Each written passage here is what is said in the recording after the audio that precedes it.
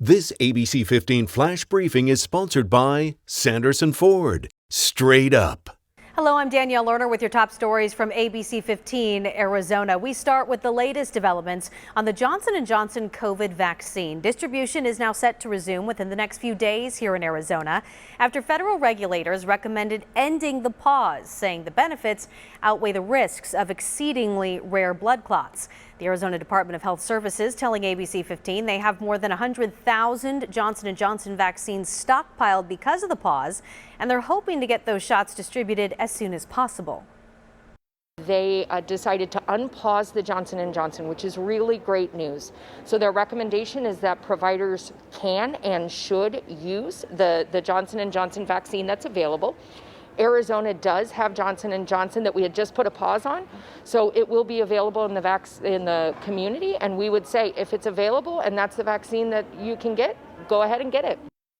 Again, experts stressing only 15 people out of 8 million experienced these rare blood clots, and they add that even these rare complications are safer if people know to seek medical help. Today, a new permanent vaccine site opened in South Phoenix to help reach underserved populations. South Mountain Community College just finished its first day of vaccinations, hoping to serve those who until now haven't been able to access a distribution site. They'll be offering the Moderna vaccine by appointment to anyone over the age of 18. For more information, you can call that number on your screen. They've got info in both English and Spanish, and they can actually register you over the phone. The warmer weather driving other vaccination sites to wind down. This is Grand Canyon University's last weekend offering the vaccine. Their final dose now set to be given on Tuesday. GCU's site has given more than 115,000 vaccines in its 3 months of operation, thanks to student and employee volunteers. It is day 2 of the Senate Republican audit of the Maricopa County 2020 presidential election results. Hundreds of people working in 3-person teams are reviewing ballots inside Veterans Memorial Coliseum. They're looking to see if any ballots have any discrepancies, things that may have caused Donald Trump to lose.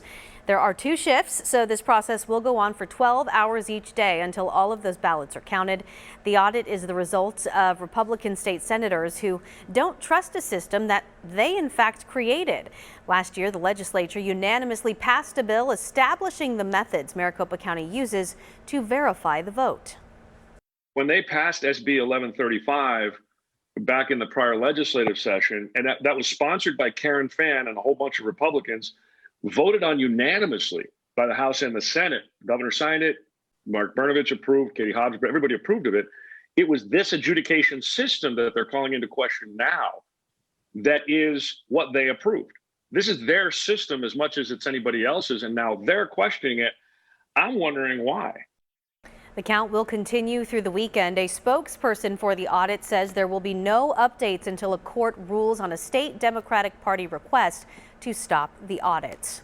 Well, right now, the northbound Loop 101 near Indian School Road has reopened after a motorcycle crash shut that area down for hours. This is a look at what it was like earlier this morning. Right now, we know at least 2 people who were on the motorcycle are in the hospital with serious injuries. No word yet what caused the crash, only that the motorcycle and a car collided. Right now, an investigation's underway after police shot and killed a man in Casa Grande overnight. That officer on administrative duty today, and the Department of Public Safety is now looking into what happened. Police say they were responding to a call about a shooting. When they got there, they found a woman lying on the ground and a man with a gun.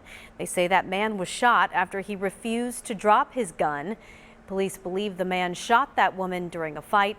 We're told she is expected to survive.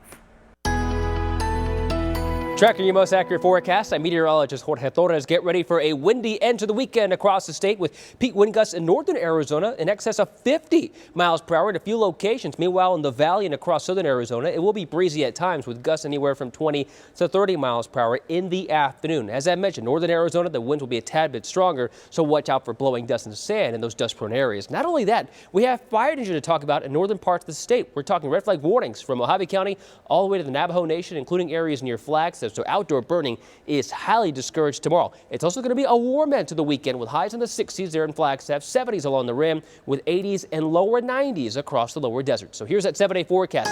90s for just one more day, and then we're in the 70s thanks to a storm moving in. Chance of rain picking up late Monday night to early Tuesday with highs in the mid-70s Tuesday. We're back in the 80s on Wednesday, 90s by Thursday, and our first 100-degree day of the year on Friday. For the latest headlines, weather, and traffic, head to ABC15.com or download our free ABC 15 mobile app. This ABC 15 Flash Briefing is sponsored by Sanderson Ford. Straight up.